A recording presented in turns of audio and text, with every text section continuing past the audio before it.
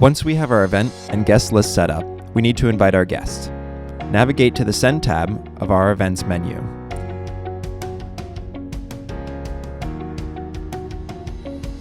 From here, we can either click the checkbox to choose all recipients on a given guest list, or click the list to choose individual recipients.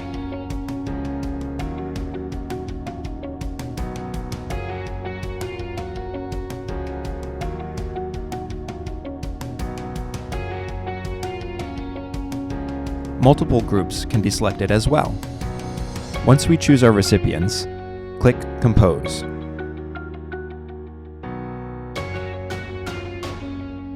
Here you will see the message types, including question, assignment, and update messages.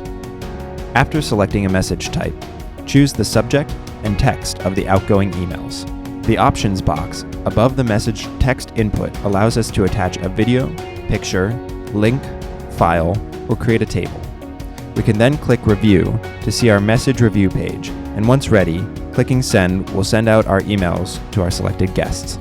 This has been a brief overview of sending emails. Thank you for listening, and plan wisely.